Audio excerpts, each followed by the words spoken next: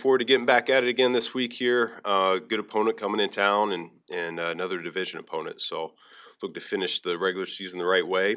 And, coming off a loss like that, I know our guys will be hungry to do that. So go ahead and open it up. And you said on Monday that you vividly remember week 2. What stands out in your brain and what's relevant?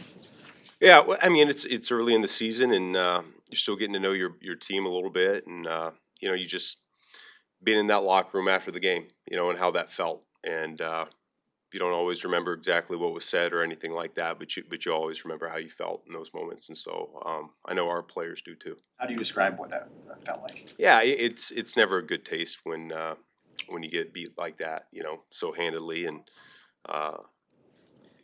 fourth quarter wasn't even close. So yeah, leave it at that. When you look at this upcoming game, obviously you guys have some playoff stakes and seeding involved, but setting that aside, is there an element for you of you want to maintain the intensity level?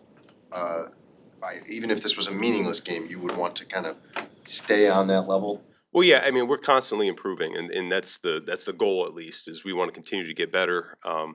We have a lot of young players that are, each week you do see growth, but I think we're going to stay true to our process throughout this thing, and this is the next one, and certainly coming off a loss like that too, you don't want to go into the postseason with 2 losses in a row. You want to have a little momentum behind you to get you going, and so that's part of the thought process. Why do you think you guys have done so well with not having little letdowns when you come off a big game and then you play kind of a lesser team, things like that? There hasn't seemed to have been any fluctuation in the attitude and effort, at least. Well, yeah, I would credit our veteran leadership for that. I think usually when you have a young team, a really young team, they tend to ride the wave a little bit more of going up and down. And I think we've got a really good core of veteran leaders that keep the main thing in the locker room and make sure everybody's focused on the goal at hand. And so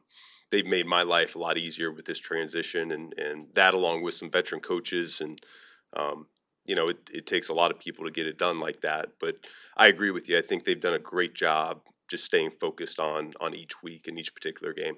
Ben, back in May, you said you wanted to try and change the narrative around the quarterback here in Chicago. Is there any incentive to get Caleb that 4,000-yard passing mark that hasn't happened here?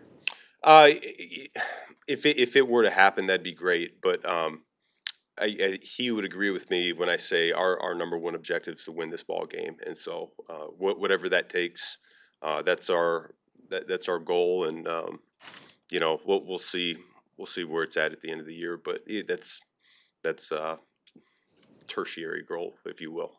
Seems like Caleb's playing. Do you appreciate what that might symbolize, though? I mean, maybe not on the face of it, but just what it might mean. I think it's an arbitrary number, so yeah, I don't know. I don't know what would that mean? You tell me. The only franchise to never have a 4,000-yard passer. Okay, there are probably some that don't have a 5,000-yard passer either, right? So I mean, it's just a number. So you're new, but that's kind of a big deal here. Yeah, apparently it is. A lot, but apparently it is. Caleb seems to be playing football since he's been in the NFL. Would you agree with that? And also, what accounts for that, would you say, at this point in the season? Well, yeah, he's certainly settled in, and the conversations we have now are a little bit more advanced than they were earlier in the season in terms of what we're trying to get done with some of these ball plays. I think you've seen the pre-snap penalties start to go down, and when you see things over the last half the season where you're getting the free plays and you can kind of feel his control at the line of scrimmage start to come out a little bit more. And so I think he feels very much involved in the process. I think he feels like he's got a great grasp on what we're trying to get done, and I think that's showing up now on game day on a consistent basis. And so he's able to play a little bit faster, made some big time throws there the other day, and I think he's just playing really confident right now, and hopefully we can continue that trend. Ben, when you come out of, sorry, go ahead, Connie. No, it's okay. When you come out of a game, what are the statistical priorities for you that you want to see, the most important philosophical things for you? Points. Outside of a win, but all the numbers are better this year for the Bears offense. Yeah, I mean, critical factors for me really come down to turnovers, takeaways. I think critical downs, so I'm talking third down, fourth down, red zone plays a little part of it, but I think those are probably the biggest ones I look at. There's games this year that we've had great time of possession. There have been other games that we haven't. I don't know how much that's a reflective of winning and losing, to be honest with you.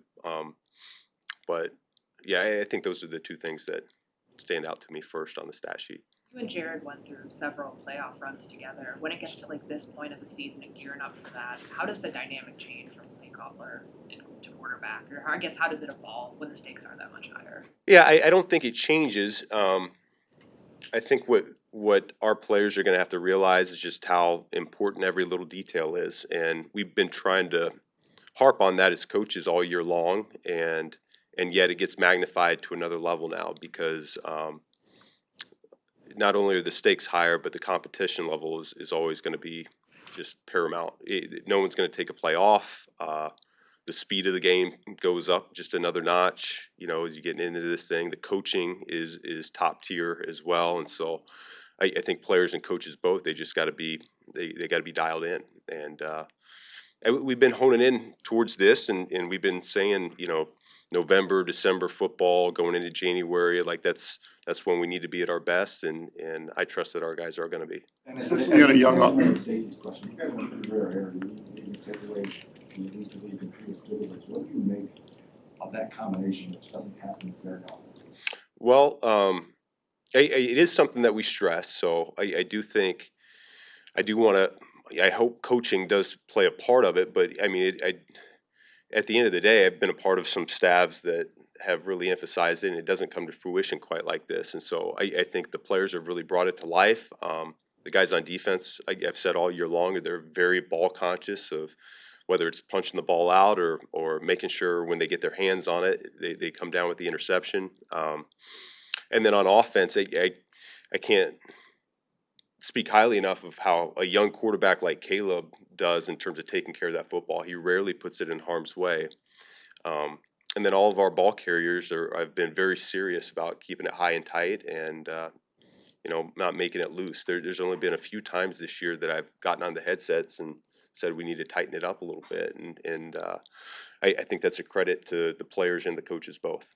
Ben, it's been a few years since the Lions have been eliminated from the postseason.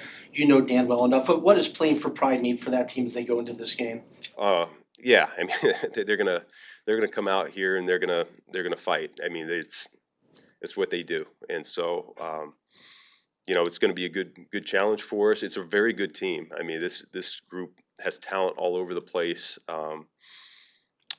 Offensively, their skill positions are absolutely loaded. Receiver wise, they're fast. Quarterback he's playing at a super high level. He's so accurate. You give him a clean pocket, he can just pick you apart. And then these runners are dangerous, both of them. And so, I think defensively we got a tall task at hand, a lot like we did last week. And that's step one. And then their defense is. I get it. They've given up some points over the last few games, but I mean, they're still a very stout front. I mean, these guys are flying to the football. They create pressure, and you see some explosive plays, but they're all contested. It's tight coverage on the back end, and so I think Shep's doing a great job getting those guys going. They play hard, they play fast, and they play physical. What's your process and timeline for scouting and preparing for playoff opponents? When does the staff, I know you guys don't do any of that with the players at this point, but when does the staff start on that? And Our young guys will be breaking down any possible opponent well ahead of time, but the rest of the coaching staff, we're solely focused on this game. you just have guys kind of working on like preliminary reports. Yeah, we'll have The teams that you we'll have a million games broken down for every possibility. Ben, going off Chris's question about Detroit, I know 2022 is different because at the time you guys knew you were not in it, but is there anything that resonates with the way that team played in Lambeau that night, last game of the season, that just stuck with you as a coach, just in terms of keeping the same approach regardless of what you already knew about your kind of postseason fate? Yeah, I mean, it's just whenever coming from that place, I just know when you drop the ball down, they're going to come out and they're going to play, and that's really how we approach it here as well. So I fully expect a great game on Sunday afternoon. And once again, we're coming off a loss that none of us are very happy about, and really our emphasis is on getting ourselves fixed, getting our corrections made, and we don't want to have that feeling again this week. And as far as corrections go, the final drive Sunday was a kind of an epic, long drive. When you went back and reviewed it, what are some of the things that jumped out to you as we can be cleaner here, or this could have made the end difference? Yeah, a few things that stuck out. We did have a couple of drops that it could have certainly helped us there. I called the timeout on 4th down. I looked back at it, and you don't want to burn a timeout when the clock's already stopped like that. But on a critical down like that, I want to make sure that we were all squared away. And so I don't regret doing that. Obviously, in hindsight, you wish you had that timeout at the end. And so, no, I mean, I think there's a number of things that could have gone a little bit different throughout that drive, but I thought our guys, for the most part, handled the situation fairly well. You talked more last couple of weeks about the plan is to get Rome back this year. Yep. You mean for the regular season or the postseason? We'll see how this week goes. With Burden, do you have any long-term concerns physically? We're hopeful that he'll be just fine this week. Do you have any update on Noah Sewell Noah Sewell, he'll be put on IR this afternoon, and Achilles? at least. Yeah. Thanks, Ben. Thank you.